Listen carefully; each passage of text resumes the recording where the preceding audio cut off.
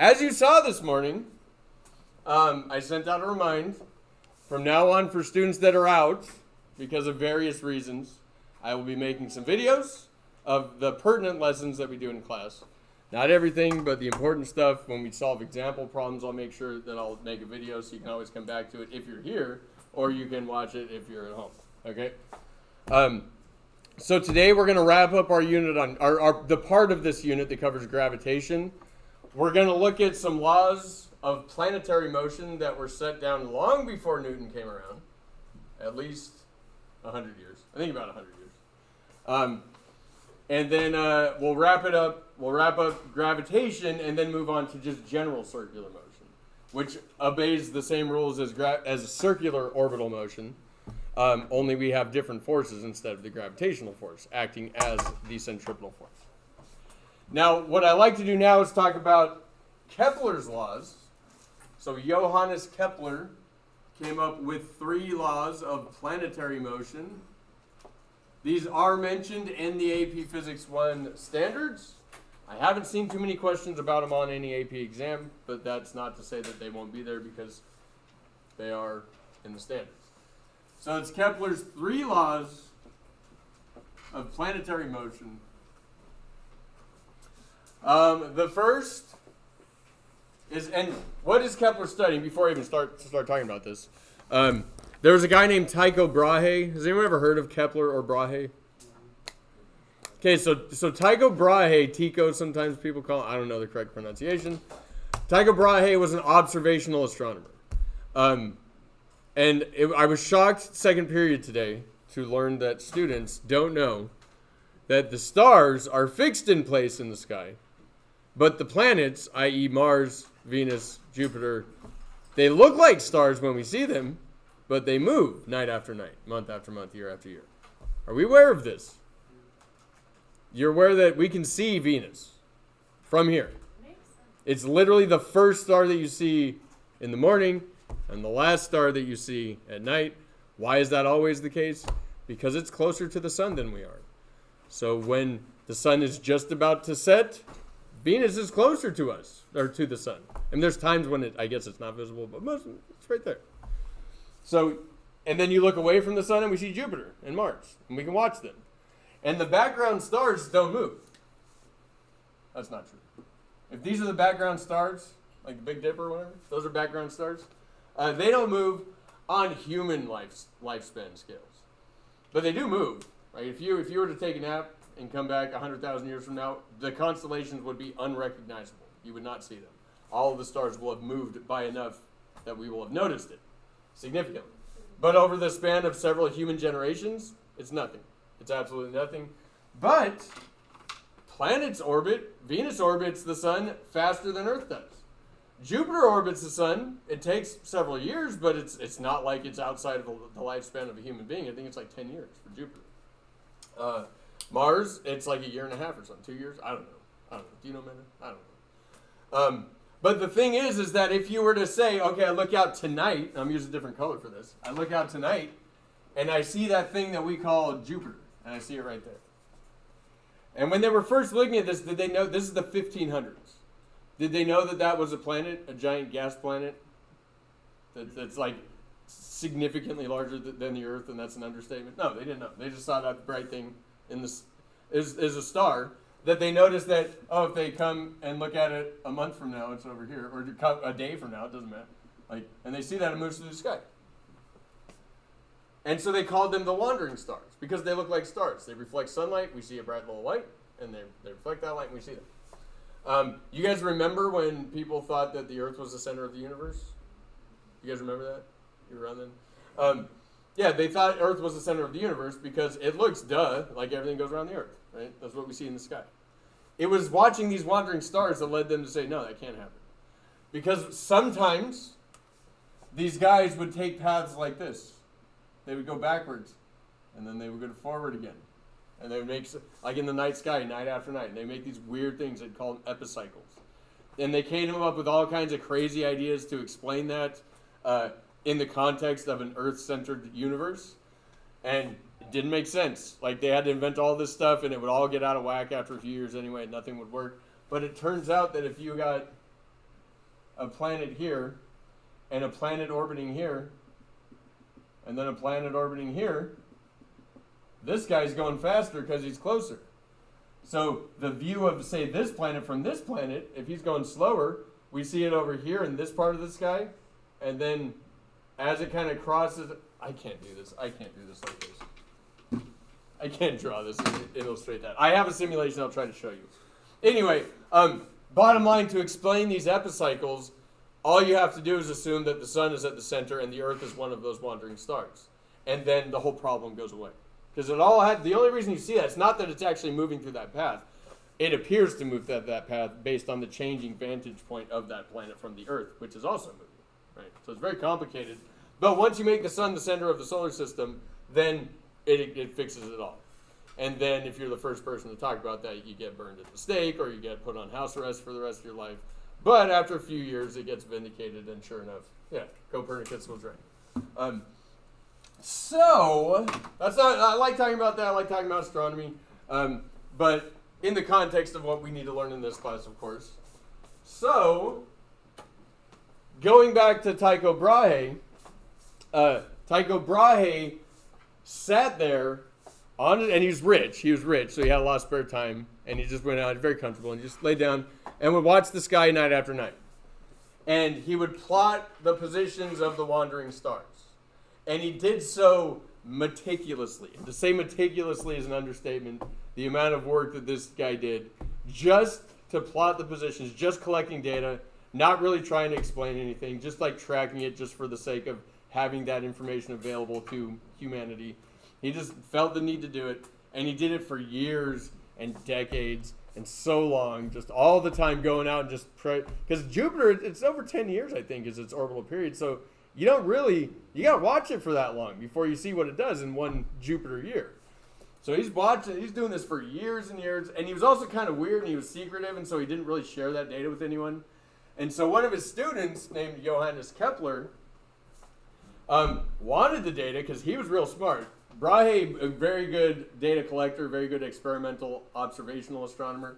Kepler had the brains, had the theoretical brains. Or at least the brains to take the data, all that multitudes of data that Brahe collected, and come to some conclusions with it.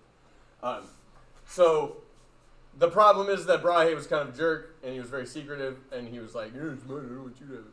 And so Kepler had to wait until Brahe died, and Brahe died of a bladder infection. Because back in the day, infection was no joke. Any infection could kill you before antibiotics. And the story is that he was at the table with the king, because he was super rich, so he hung out with the king, Spain or France, or I don't know. And it was customary to never get up from your seat unless the king did. And so apparently he had to go to the bathroom real bad and held it too long and ended up giving himself a bladder infection and died from it. Yeah, one of the richest dudes at the time. He had no nose either. He had a fake nose. I think it was like lost in a duel or something, which was strangely common back in the day. So what Kepler did, he finally got his hands on that data, and he came to some amazing conclusions. And let's just say this is 1500s. This is 100 years before Newton. No Newton's laws, no calculus, none of that. Everything as astronomy related is done with pure geometry. Pure geometry. And you think, geometry like night? No. Imagine trying to explain what we explain with Newton's laws now, but using pure geometry. And that's what Kepler did. And so he made these 3 discoveries. The 3 discoveries are obviously summarized in his 3 laws. The first one is that all planets, and planets is the name given to those wandering stars. They called them wandering stars at the time because they looked just like stars. They just didn't twinkle like stars do. And they moved relative to the background stars, which remain fixed. So all planets orbit the sun in ellipses. Yes, we knew ellipses. That's geometry. Pretty hardcore geometry. In ellipses with the sun at one focus of that ellipse. What is a focus? You probably haven't learned about that, right? Well, it's a good thing I got the simulation, and I'm going to show you. So this discovery is made in 1500s. What we talk about now, all orbits are elliptical. Even the ones that look very circular. They're all elliptical. So here's an orbit, a very elliptical orbit. You guys see it out there? Very small. Very small. It's like a comet orbit. I just want to see its orbital shape. Looks like an egg. All right, so that's a typical elliptical orbit. Thankfully, our planet does not have that type of an orbit, because if we did, when we were close to the sun, we'd all burn up, and we were far away from the sun, we'd all freeze. And really, we just never would have been here anyway. So, you guys see the shape? Let me draw it in a little more. So here's the shape of the orbit. It is an ellipse, which is a mathematically defined shape. And it says with the sun at one focus. In an ellipse, there are two foci, is the plural, or foci, some people say. I don't know. But the focuses, one at the sun and one at the equal location on the other side. And it is those foci that actually determine the shape of an ellipse. An ellipse is defined as the collection of points where, let me just draw it. I'm not good at explaining math like that. Anyway, so let's say I draw a line from this focus to a point on the ellipse, and I draw a line from this focus to a point on the ellipse. And then I draw two other lines. I draw a line from this point to that point, and I draw a line from this focus to that focus. And I do that an infinite number of times to trace out an infinite number of points.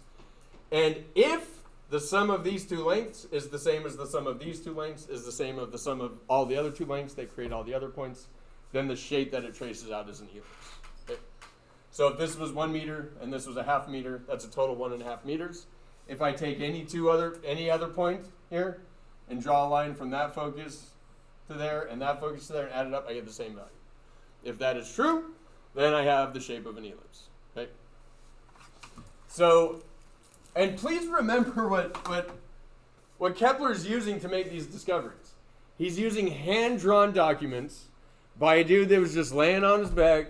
Oh, there's a star there, and a star there, and a star there. And it wasn't just that, because it was more robust than that, because not only is he plotting the positions, he's also taking a thing called a clinometer, which is kind of like a protractor that you go like that, and then you have something hanging that tells you the angle. So you get the angle above the horizon that each star is at specific times, so they can be very specific with the tracking of the motions of the background, or of the foreground wandering stars.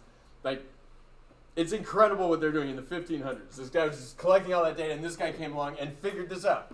Just by looking at those diagrams and those drawings, what was done by hand. And he figured out, oh, the only way that I could explain that motion of that guy and doing that weird epicycle thing, the only way I can explain everything has to be orbiting in ellipses. Okay? I imagine, I've looked at some of the work of Brahe, have 0% chance that given 1 million years, I would ever have been able to do that. That's wonderful. I love it when the program crashes. That's great. I don't think I saved that one. Oh my gosh. It's all right. It's okay. We can bounce back. We can bounce back. Oh, I kind of have it. All right. Let's do this one. Okay. Oh, this is the solar system one. So let's talk about the second law. The second law of planetary motion. By the way, one of these laws, we're going to do that example problem that I mentioned yesterday. And then the solution to one of the parts of that example problem, we will prove one of Kepler's laws. The third one, specifically. All right, I'm going to erase 2 of these guys and leave this guy. I want to get that elliptical orbit again. Remind me to save it if I don't save it. That was really dumb of me. Put this guy up here. Make sure he's going to be in an ellipse. No, I need him to go slower.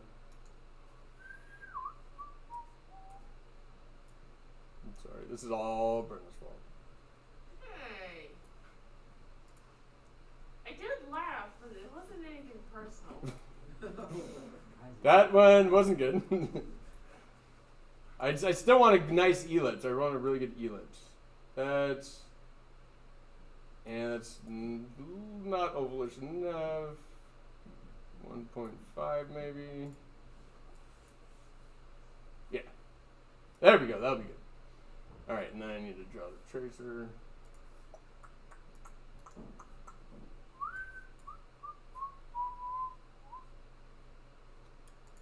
Okay, here we go. Play it again, Sam.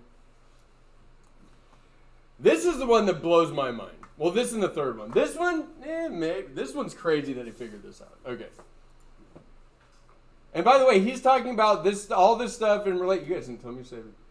He's talking about all this stuff in relation to the planets orbiting the sun. But by extension, we can do the same thing.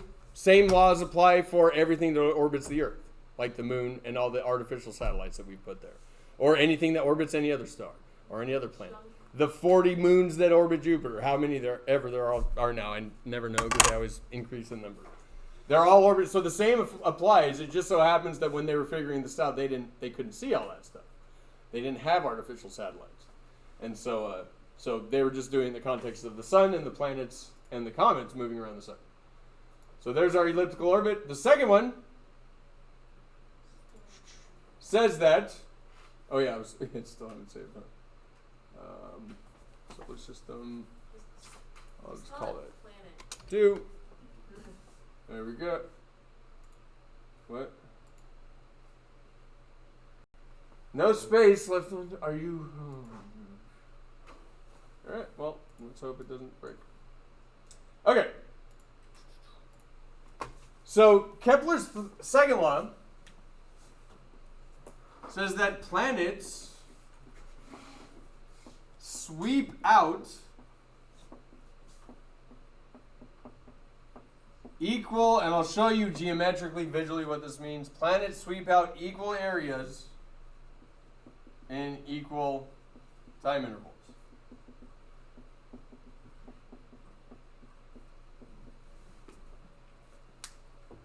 Planets sweep out equal areas in equal time intervals.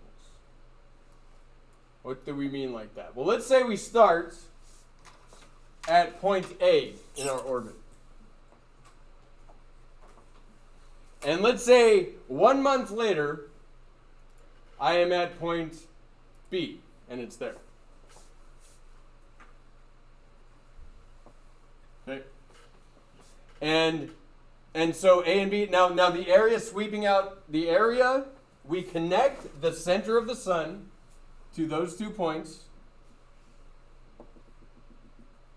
And this area of the ellipse will have a certain value, right? All right. Now it's moving pretty slow there. That's where it's moving slowest. So it speeds up on the way down here. And let's say they're right about there. Let's call that point C. Is he moving faster here than he is there, or slower? Faster. Right? Why faster? Because here he's moving this way. There's a component of the gravitational force in the direction of his motion, so he speeds up. It's not centripetal, right? If it was centripetal, he wouldn't speed up. And then so a month later, well, if he's...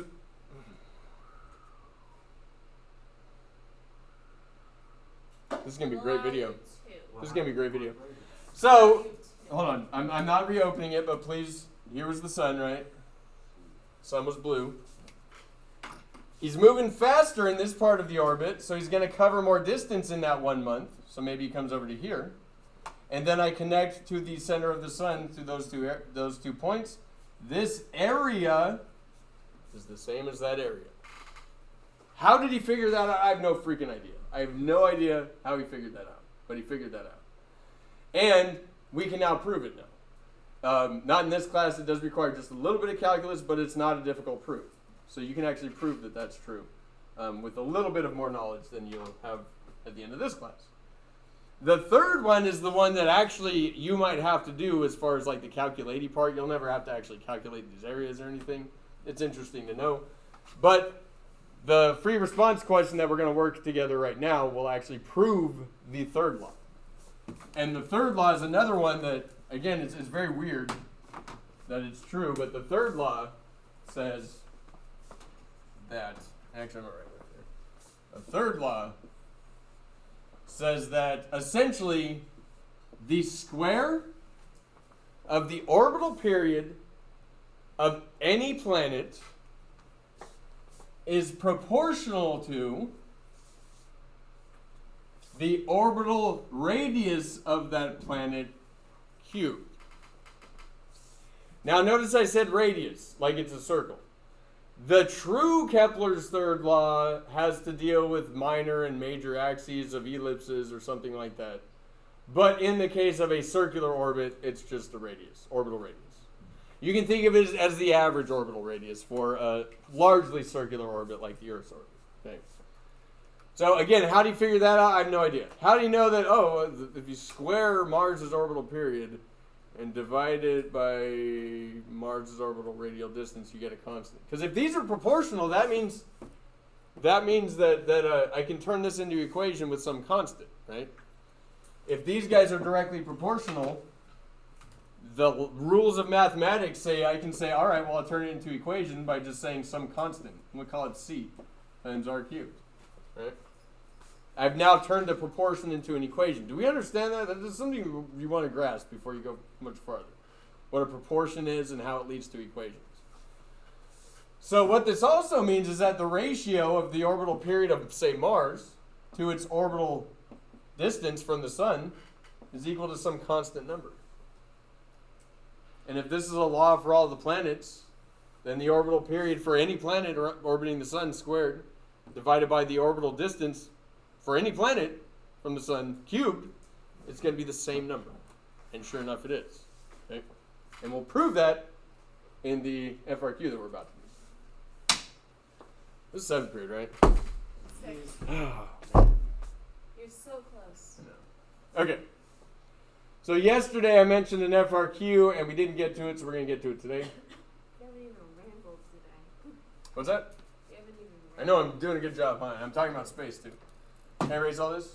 Yeah. You could say that I'm rambling about Kepler's laws. I mean, can you at least be impressed that someone did that in the 1500s with no computers, no electricity, no calculators, no nothing? They just looked at data and came up with those 3 laws. Now, did Kepler know why this was? No. Physics wasn't what it is now and what it became after Newton. This was an observation, right? And that's the goal of science, is to take these observations and then explain them.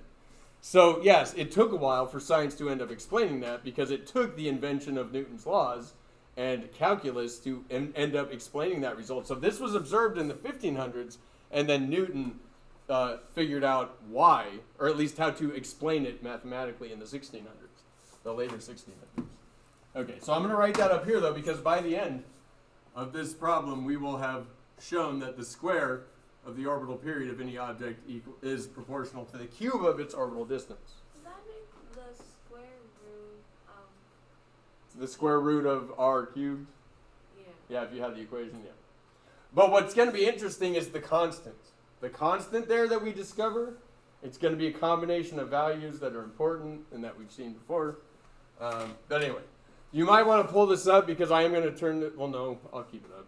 But I am going to turn on the light, so if you have trouble keeping or seeing, you might want to open it up on your Chromebook or whatever you want. Okay. So the problem, first of all, this would be one of the shorter problems. Because you have 2 long ones and 3 short ones for the FRQ portion of the exam, AP exam. This would be one of the shorter ones. You'll notice that one part is going to involve a lot of algebra, and the other parts probably won't take you much time if you know the physics. This is a good strategy for an AP Physics exam. I think I brought it up before, but I want to bring it up again. If you find yourself spending way too much time on one part, the algebra for one part of one problem, you're probably wasting your time and sacrificing points. Because, like, one of the parts where, is it greater than, less than, or equal to, check greater than, y, It's accelerating, so it's a quick explanation. That might be a 3-point answer. And then 10 lines of algebra that took you 25 minutes to do might be 3 points as well. So if you find yourself doing a whole lot of algebra and feeling like you're not making much progress, put a pin in that one, come back to it, make sure. Because, I mean, the whole idea is that you avoid, what if you knew problem 5 and you knew C and D and you would have got all the points on that because you just knew that topic, but you never get there because you wasted too much time doing some algebra that you weren't really comfortable with, that you're probably not even going to get that many points for. So very important test taking strategy for the AP Physics exam. Don't waste time. Okay. Yes, it's good to know algebra. You don't want to waste a bunch of time doing something that's only going to net you 1, 2, or 3 points. Okay. When at the same time, an answer that might take you 10 seconds to write down would get you an equal number of points. Anyway, that being said, a spacecraft of mass m is in a clockwise circular orbit of radius r around Earth, as shown in the figure above. Notice no numbers here in this one. The mass of Earth is m sub e. And then number A says, in the figure below, draw and label the forces, and they stress not components, that act on the spacecraft. Each force must be represented by a distinct arrow starting on and pointing away from the spacecraft. Free body diagrams for objects in orbit are pretty easy.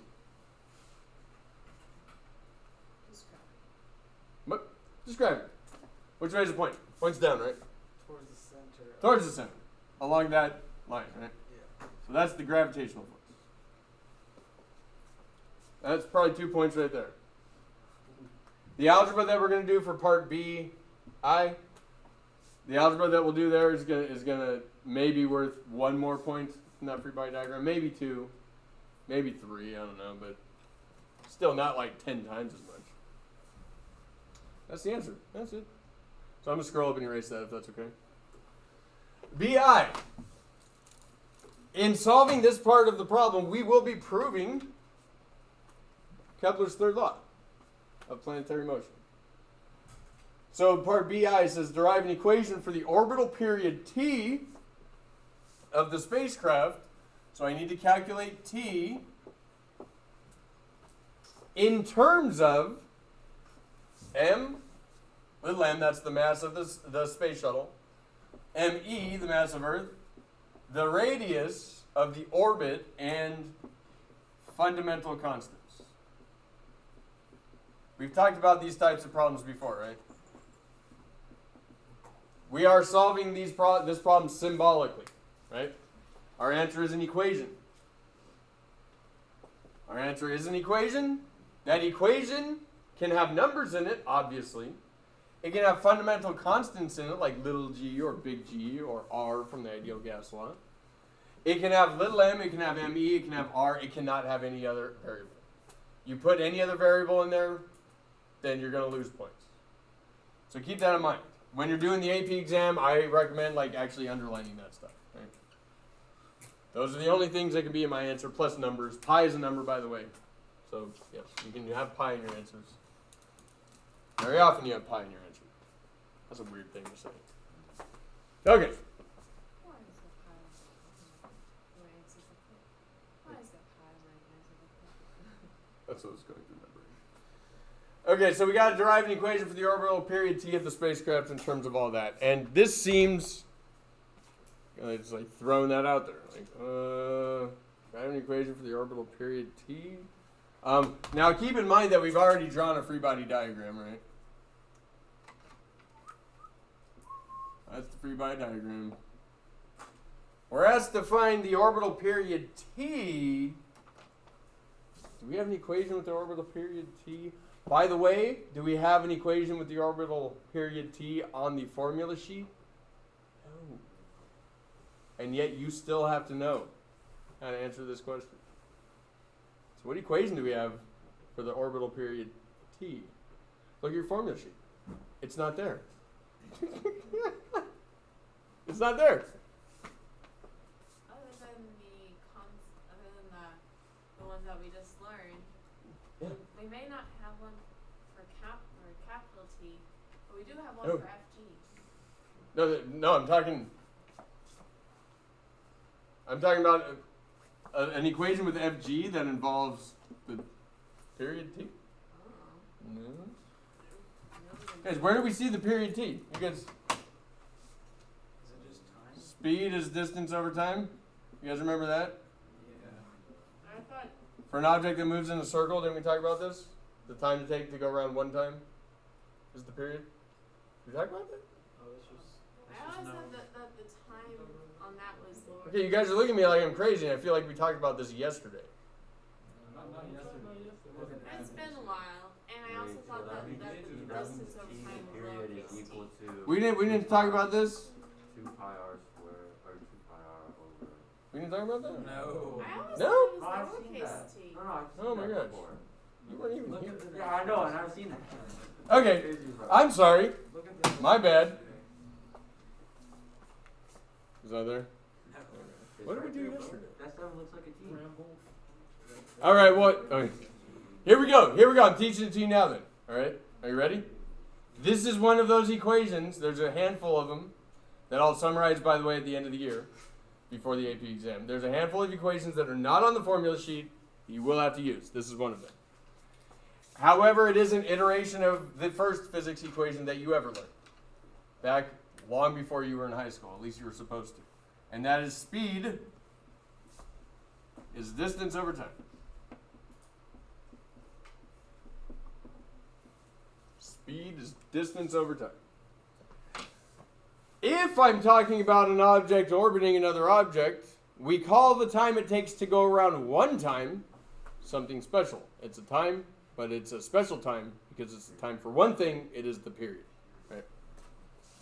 And so the time would be the period. The distance, if I go around a circle, would be what? The blank of that circle. Circumference, which is 2 pi times whatever the radius of the path is.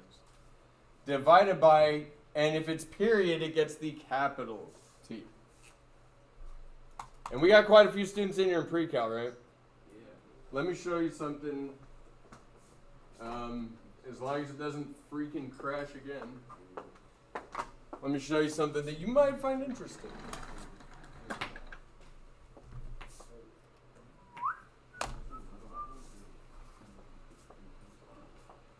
Mr. Little what? There's there's another equation with the variable like little f. That's what you. Oh, frequency. That's okay. I can't hear you. My brain doesn't. My ears don't work. My brain doesn't work either. I think the frequency. The little f. Is this gonna work? I'm afraid. Don't be afraid. I'm afraid. You can't be afraid. Be very afraid. Okay. So what? All right. Let me just show you what we mean by these properties. So the period is going to be the time it takes to go around exactly once. And I'm going to speed up time because I want this to go pretty fast. Because I'm going to be graphing. Going to be graphing the motion. And the Algodo program only allows me to plot either the x direction motion or the y direction motion, or the x direction position, y direction position, x direction velocity, y direction velocity. So I'm going to plot the y direction position of the satellite as it goes around the Earth versus time. So it's going to be a position versus time graph. Okay. Now remember what that means. When I say I'm going to plot the vertical position versus time, think of it like a wall here and a giant light over here that sends out light rays parallel to each other off this way, just casting shadows. For some reason, it doesn't cast this guy's shadow, but it casts that guy's shadow on the wall over here. And we don't look at the guy. We just look at the shadow. And we see it move up and down. Okay? And I want to plot that position versus time. And you might guess what type of graph we get. Does anyone have a guess? Sine? Specifically, no. But yes, you're on the right track. This guy's going to start at the top. I'm just thinking up and down. So cosine. Hey, you were only off by 2 hours. It's only off by pi over 2. Well, depending on the period. But yeah, look at that. And it starts slowing down as it gets to the bottom, and it stops right there, and then it reverses direction, and it comes back up.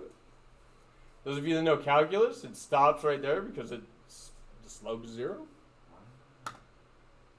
And then look at that. That's one full period. On this graph, this isn't math. In math, at least in the beginning, it's y and x. Here, this is position versus time.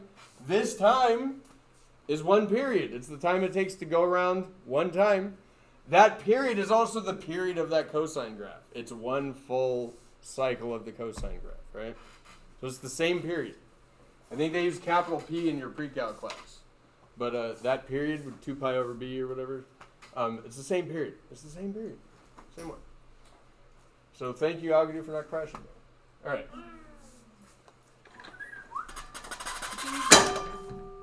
Good stuff. Good stuff. Wow, we really went on a tangent there. Oh, yes, because we have to explain this. So that's this period. It's capital T in physics. So this is the equation. The speed, orbital speed, which we use a v, but we say speed because the velocity is not constant, but the speed is just going to be 2 pi r over the period.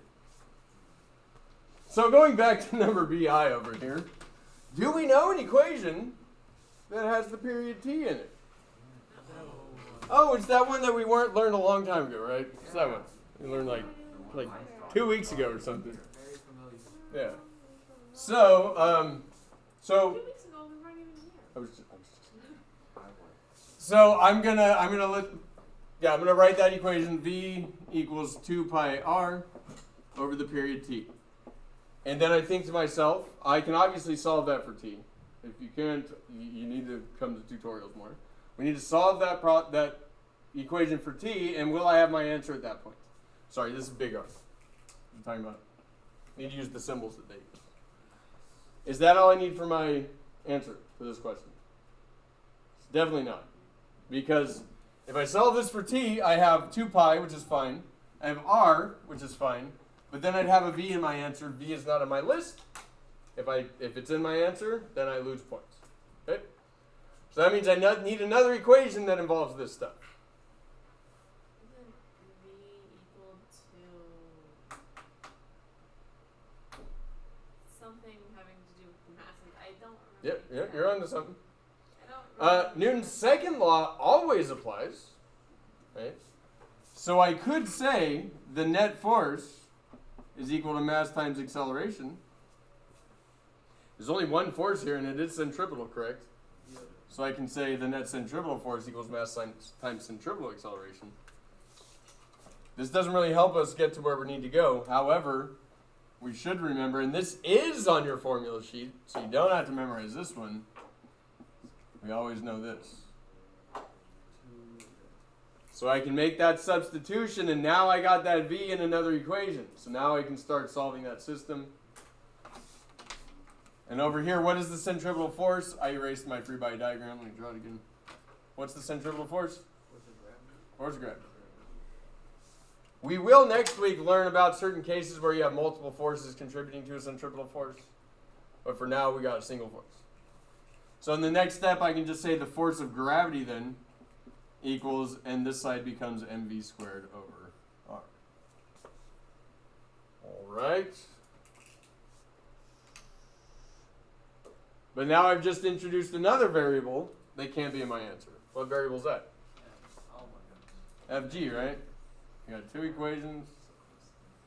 Can't have v in there. So you got 2 equations with v, but now I can't have Fg in there. Is there another equation I have with Fg in it? Mg would work, but it wouldn't help us in this case. It is there. It is the force. We want that force actually, but we just want to use a different equation for it that will give us an equivalent answer. We did learn that, yeah. Yeah. Newton's law of universal gravitation is what you're referencing. Yes. Remember, that's another equation. I know we did that one yesterday because Brenda just said it, so that proves it. So I don't care what you say. Taylor Lee. Yep. Force of gravity is big G times the product of the 2 masses. Well, the 2 masses, mass of the Earth times the mass of the little guy, divided by the radius of orbit squared. Oh, and look at that. Big G is a fundamental constant. Mass of the Earth and mass and radius, those all can be in my answer. Now I'm probably good to go. Now I just got a ton of algebra to do. And this is where I say, like, you've earned some points by writing these equations in this problem. So the rest of the work that we're about to do here might be worth 2 points. And if you're sacrificing 5 points elsewhere to try to get those 2 points, you're not working efficiently. So don't spend too much time on any of the algebra. Okay, make sure that you put a pin in it and then come back to it if you have time. Maximize the points that you will get. Okay. All right. So what can I do? I can just substitute this guy in for the FG here, right? All right. And then is this going to be gross? Yeah, that's fine. So I have big G times the mass of the Earth times the mass of the little guy, the satellite, divided by the orbital radius of the satellite squared. And that equals this side, which is the little mass, times the speed squared, divided by the radius. Well, what I have to do now, though, because I still got that V in there, so what I have to do with that? It's all equal to V. Oh, oh my gosh. You can substitute that in for V, right? And if that looks gross for you, yeah. Or just solve for V and then plug it in. Plug it in where? Over here? Yeah. We'd get the same result, same thing that we're doing now. Yeah, but it would look a lot less gross. No, you just need to be methodical here. This is how I would manipulate this to make it as easy for my brain to avoid mistakes as possible. Without compound fractions, right? Without doing that. You just got to understand some basic rules of math that at this point you really should know anyway. But I'm going to write this as big G. Left side I'm not touching. Actually, I can simplify something. Everyone brought mass. So you can divide that out on both sides. What's interesting, there's some insight to be had there. You want a satellite to orbit at some rate, at some certain distance, some orbital distance, its mass literally doesn't matter. If you want a spacecraft to orbit at some orbital distance 100 miles above the Earth's surface, and then you want this marker to orbit at that same distance, they got to go the same speed. You want a grain of sand to orbit the Earth at that distance, it's got to go the same speed as the space shuttle.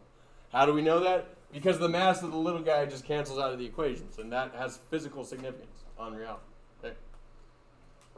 All right, so in the next step, I'm going to have G times the mass of the Earth over R squared, and that's going to equal, to avoid having to do compound fractions, I'm going to split up the V squared and the R. But remember, the R is in the denominator, so it's 1 over R. Are you guys okay with that? And then I multiply that by V, which gets squared. Well, V is 2 pi R over the period T. Squared. And I only got a couple minutes left, so I'm going to have to go through this fast, but it is going to be on a video and you can see it. We're not going to finish this problem. We'll talk about the rest of it tomorrow. So here, I'm going to have G times the mass of the Earth divided by the orbital radius squared equals 1 over the orbital radius. I'm sorry, you're writing. I'll do it. What ends up being in here? 4 pi squared R squared over T squared, right? We forgot to cancel one of these R's. We could have canceled those. Yeah, I tried to tell you Did that. you? I'm sorry. I was like, you cancel M and R. You cancel that R and one of those R's. There's still one in the denominator here, though. So that tells me that I have G times the mass of the Earth over the orbital radius equals all this junk. 4 pi R squared over the orbital period squared. Pi squared. Pi squared. All right. And if I solve this for, say, I want to multiply both sides by T squared, multiply both sides by R, my result is the orbital period squared times G times the mass of the Earth equals 4 pi squared times r cubed, right? When we multiply both sides by r gets cubed now. Multiply both sides by t squared, it just goes in the numerator over here. And I just for fun, I'm gonna divide both sides by GME. GME, and then I'm gonna write my result in a way that will indicate some significance. T squared equals 4 pi squared over g times the mass of the Earth times the radius, orbital radius cubed. I have now proved Kepler's third law of planetary motion, because I have said that the square of the orbital period is proportional to the cube of the orbital radius, and the proportionality constant is this value there. These are all constants. Okay. Note that we are talking about anything that's orbiting the Earth. If we talk about the sun, big G is the same. 4 tends to not change. Pi tends to not change. The mass of the thing being orbited is the only thing. And the usefulness of this is that if you want to know how far away something is from the star or the object it's orbiting, measure its orbital period.